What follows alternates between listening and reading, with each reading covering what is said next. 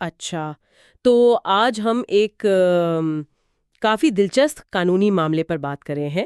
یہ supreme court تک گیا تھا۔ جی شاہد اسلم بنام ریاست۔ جی 2022 SCMR 737 یہ حوالہ ہے۔ ہاں، تو یہ شروع کیسے ہوا؟ میرا مطلب ہے پس منظر کیا تھا اس کا؟ یہ دراصل ایک بینک چیک کے باؤنس ہونے کا کیس تھا۔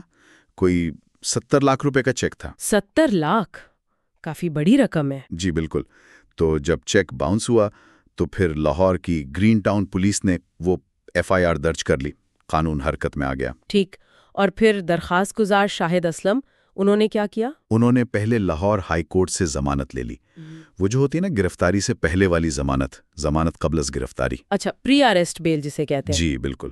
تو وہ ضمانت انہیں مل گئی، اور اسی دوران ظاہر کوشش ہوتی ہے کہ معاملہ حل ہو جائے، تو انہوں نے شکایت کنندہ کو ایک اور چیک دے دیا۔ یعنی ایک طرح کا سمجھوتا کرنے کی کوشش کی کہ ٹھیک ہے یہ پیسے لے لو۔ ہاں، کچھ ایسا ہی۔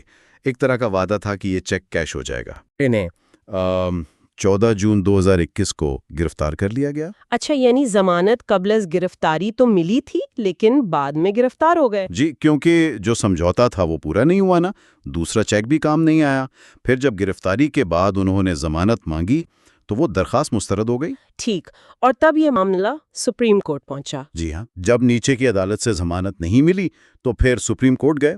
اچھا، تو سپریم کورٹ میں کیا دلائل دیے گئے، خاص طور پر جب درخواست گزار ایک وعدہ جو عدالت کے سامنے ہی ہوا تھا ایک طرح سے وہ توڑ چکے تھے؟ ہاں، یہ بہت اہم نکتہ تھا۔ ان کے وکیل نے یہ کہا کہ جی درخواست گزار نے کافی رقم پہلے ہی ادا کر دی ہے، مطلب کچھ نہ کچھ تو دیا ہے۔ اچھا، کیا اس بات کی کوئی تصدیق ہوئی؟ اس پر پوری طرح اتفاق تو نہیں تھا، لیکن جو تفتیشی افسر تھے پولیس والے، انہوں نے بھی مانا کہ ہاں کچھ جزوی ادائیگی ہوئی ہے۔ ٹھیک ہے، لیکن نچلی عدالت نے تو ضمانت مسترد اسی بنیاد پر کی تھی نا کہ انہوں نے وہ وعدہ پورا نہیں کیا جو ضمانت قبل از گرفتاری کے وقت کیا تھا۔ جی بالکل، نچلی عدالت کا یہی موقف تھا کہ آپ نے ایک سمجھوتا کیا، اس کی پاسداری نہیں کی، تو اب آپ ضمانت کے حقدار نہیں۔ تو یہ بات تو منطقی لگتی ہے، پھر سپریم کورٹ نے اس دلیل کو کیوں نہیں مانا؟ یہ تھوڑا سمجھائیں۔ دیکھیں، یہیں پر سپریم کورٹ نے ایک بہت بنیادی اصول واضح کیا۔ عدالت نے کہا کہ اس کا کام ایک غیر جانبدار ثالث کا ہے، وہ صرف قانون کی پابند ہے۔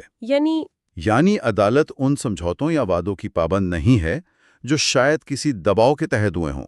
دباؤ کے تحت؟ جی، فیصلے میں الفاظ استعمال ہوئے ہیں: arrangement seemingly under the sword of Damocles fails to command our approval, مطلب ایک ایسا انتظام جو کسی تلوار کے سائے میں کسی خطرے کے تحت کیا گیا ہو، وہ ہمیں یعنی عدالت کو قابل قبول نہیں۔ اچھا، یعنی سپریم کورٹ یہ کہہ رہی تھی کہ وہ جو پہلا سمجھوتا ہوا تھا وہ شاید پوری طرح آزادانہ نہ ہو۔ شاید یہی تاثر تھا، یا کم از کم یہ کہ عدالت کا کام ان سمجھوتوں کو نافذ کروانا نہیں بلکہ ضمانت کے قانونی اصولوں کو دیکھنا ہے۔ تو پھر قانونی اصول کیا کہتے ہیں اس صورتحال میں؟ سپریم کورٹ نے واضح کیا کہ ضمانت دینے یا نہ دینے کے اصول طے شدہ ہیں۔ ان سے صرف اس لیے نہیں ہٹایا جا سکتا کہ درخواست گزار کا پچھلا رویہ وہ مثالی نہیں رہا۔ فیصلے میں یہ بھی لکھا ہے کہ petitioner's unenviable conduct does not alter the above juridical position، یعنی درخواست گزار کا جو بھی طرز عمل رہا وہ قابل تعریف نہیں، لیکن اس سے قانون کی جو پوزیشن ہے وہ تبدیل نہیں ہوتی۔ صحیح، تو عدالت نے صرف قانون کے اصولوں کو دیکھا، اور کون سے عوامل تھے جن پر غور کیا گیا؟ عدالت میں یہ بھی دیکھا کہ جس جرم کا الزام تھا یعنی چیک باؤنس ہونا، وہ کوئی ایسا جرم نہیں جس پر قانوناً ضمانت پر پابندی ہو۔ اچھا، اور دوسری بات یہ کہ درخواست گزار 14 جون 2021 سے قید میں تھے، مطلب کافی وقت گزر چکا تھا۔ ٹھیک، تو عدالت کا خیال تھا کہ اب مقدمے کے فیصلے سے پہلے انہیں مزید قید میں رکھنے کا کوئی خاص فائدہ نہیں ہوگا۔ تو آخر میں فیصلہ کیا ہوا؟ ضمانت مل گئی؟ جی، سپریم کورٹ نے درخواست کو اپیل میں تبدیل کیا اور ضمانت منظور کر لی۔ کن شرائط پر؟ 5 لاکھ روپے کے مچل کے جمع کروانے تھے۔ یہ ایک قسم کی مالی گارنٹی ہوتی ہے نا، ہاں، اور اتنی ہی رقم کی ایک شخصی ضمانت بھی دینی تھی۔ ٹھیک ہے، تو اس پورے کیس کا جو لباب ہے وہ یہ ہے کہ سپریم کورٹ نے قانون کے جو مروجہ اصول ہیں ان کو زیادہ اہمیت دی بنسبت اس کے کہ کسی فرد نے کیا وعدہ کیا یا توڑا؟ بالکل صحیح، بنیادی نقطہ یہی ہے۔ سپریم کورٹ نے قانون کی غیر جانبداری اور اس کے طے شدہ اصولوں کے اطلاق پر زور دیا۔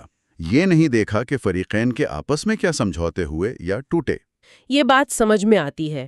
اس سے ایک طرح کی وہ پریڈکٹیبلٹی رہتی ہے قانونی نظام میں، خاص طور پر جب کسی کی آزادی کا سوال ہو۔ جی بالکل، اور یہیں سے ایک وہ غور طلب بات بھی سامنے آتی ہے۔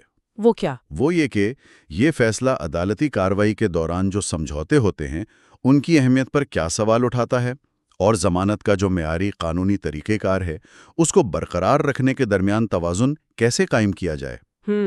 یہ واقعی ایک اہم سوال ہے کہ کہاں تک ذاتی وعدوں کا پاس رکھا جائے اور کب قانون کے جو اصول ہیں ان کو ہر حال میں مقدم سمجھا جائے۔ جی، یہ ایک ایسا سوال ہے جس پر آپ کہہ سکتے ہیں قانونی حلقوں میں غور و فکر جاری رہنا چاہیے۔